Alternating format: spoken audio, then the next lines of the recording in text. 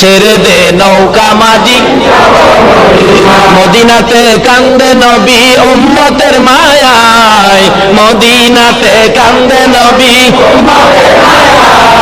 ছেড়ে দে নৌকা মাঝি যাব মদিনায়, ছেড়ে দে নৌকা মাঝি নবী মদিনাতে আছে সেইয়া গুনাহগার উম্মতের মায়া, মদিনাতে আছে গুনাহগার উম্মতের মায়া, সেই নবীরই প্রেমে সবাই পাগল হও না, সেই নবীরই প্রেমে সবাই ছেড়ে দে নৌকা মাঝি যাব মদিনা। বালাগাল উলা বিকামালিহি কাশাফাত দুজা বিজামালিহি আসনাত জামিউ খিসালিহি সাল্লাল্লাহু। বলতেছিলাম এই নবীরে পাইলে বলুন তো দাম বাড়ে না কমে? মদিনা নবীরে পাইয়া দাম বাড়ছে না কমছে? মক্কা নবীর জন্ম, কিন্তু মক্কাবাসী চিনতে পারলো না, চিনছে কে? মদিনাবাসী। আজকে বাংলাদেশেও বহুত মানুষ আছে এই নবীরে চিনতে পারে না, চিনছে চট্টগ্রামবাসী। আল্লাহু আকবার কন্যা। যেইভাবে এই যে মিলাদুন নবী চট্টগ্রামে হয়, বাংলাদেশে আর কোথাও এত সুন্দর করে এই যে মিলাদুন নবী হয়।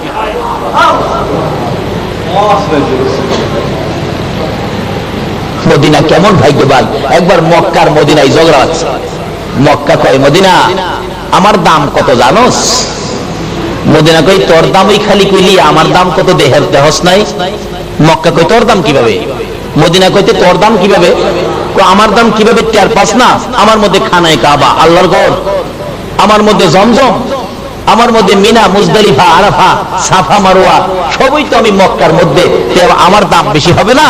মদিনা কয় চিল্লাচিল্লি কম করিস, যেগুলি তিয়া তুই দাম দেখাইতেছ আমার মদিনার বুকে যেই নবী শুয়ে রইছে এই নবী না হইলে তোর খানায়ে কাবা হইতো না।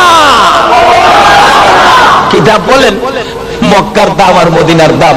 এইভাবে বলতে থাকলে মদিনা জবাব দিল আমি মদিনার বুকে যেই নবী শুইছে এই নবী না হইলে তোর খানায়ে কাবা জমজম আরশ কুরসি লৌহ কলম কিচ্ছুই হইতো না। এই জন্য মদিনার দাম বেশি না কম নবী পায়া? কত বেশি। আল্লাহু আকবার।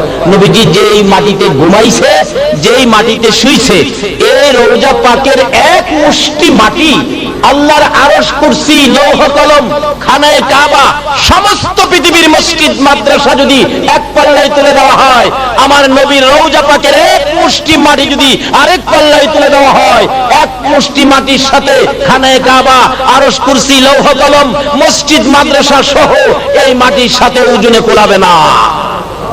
তাহলে এই নবী পাইলে দাম বাড়লো না কমলো? এই নবীর পক্ষে থাকতে রাজি আছেন? আসুন না, থাকলে কি লাভ দেখেন না। বলতেছিলাম এটা কায়দাওয়ালা। কি ওয়ালা?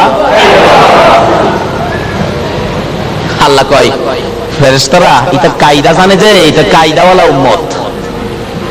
খোদা গো কি কইল? এই কি কইলি? আল্লাহ আপনি হুকুমটা করছেন 70 বছর হায়াতে দুনিয়া একটা হুকুম আপনার মানতে পারি নাই, আজকে কোটি কোটি মানুষের সামনে হুকুমটা করছেন, এটা না মানলে আপনার ইজ্জত থাকে না। ভাবলাম আপনার ইজ্জত থাক, কথা ঠিক থাক, আমি দুজু হয়ে যাই। আল্লাহ বলবেন তুই যদি আমার কথা মানতে যাই দুজুহে যাইতে রোস, জাহান্নামে যাইতে রোস, আমি আল্লাহ কি তোরে মাপ দিতে পারি না? মাপটা পাইলো কি দিয়া? কায়দা দিয়া। আরে কায়দা জানলে মিয়া আমরাই তো। এই জন্য এই জমিনে খেলবে নবীর কায়দাওয়ালা উম্মতেরা, হাশরের ময়দানে খেলবে নবী মুহাম্মদের রাসূল। কিতাবে আসছে, কোরআন শরীফে পাবেন মিজানের ঘটনা আছে না? মিজান, হাশর দিন যে মাপ দিব, মিজানের পাল্লা বসাবে না? আচ্ছা আমি আপনাদের কাছে প্রশ্ন রাখতে চাই, আচ্ছা আল্লাহ মিজানের পাল্লা বসাবে কেন? প্রশ্ন রাখলাম। আচ্ছা আমাদের হিসাব কিতাব সরাসরি দেওয়ার জন্য দুজন ফেরেশতা আছে না? আচ্ছা হেরা কি কোনো বেশকম করবে? হেরা বেশকম করলো, হিসাব সঠিক দিল না। আল্লাহ নিজে সব খবর জানে কিনা? জানে, নিজে জানে, ফেরেশতারা সঠিক দিবে, এরপরও মিজানের পাল্লা দিয়া মাপ দেওয়ার দরকারটা কি? নাকি আল্লাহ মাঝে মাঝে কিছু ভুলে যা? নাউজুবিল্লাহ, প্রশ্নই আসে না। আল্লাহ আগে পিছে সব জানে, ফেরেশতারাও রিপোর্ট সব দিবে, এরপর মিজানের পাল্লা বসানোর কারণটা কি, দরকারটা কি, আবার মাপ দিতে হবে কেন? আল্লাহ জবাব দিবে, মিজানের পাল্লা বসাইছি আমার বন্ধুর খেলা দেখাইবার লাগিয়া। কারণ নবী শেষ যুগে দুনিয়াতে আসছে, এই যুগে তো আদম নবী ঈসা নবী ছিল না, আর উম্মতেরও ছিল না। তা আমার নবী যে কেমন নবী, এই খেলাটা খালি তোমরা দেখলে হবে না, আমি হগলের দেখামু, কুল সৃষ্টি কুলকে দেখামু। হাসরের ময়দানে তো সবাই থাকবে, মিজানের পাল্লা বসাবে, সব মানুষ উপস্থিত থাকবে, ফেরেশতারা ধীরে ধীরে মাপ দিতে থাকবে।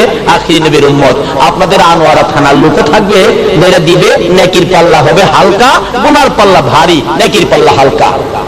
মাপ দিলে আল্লাহ জিজ্ঞেস করবেন, ফেরেশতারা খবর কি? খোদা গো, গুনার পাল্লা তো ভারী, নেকির পাল্লা হালকা।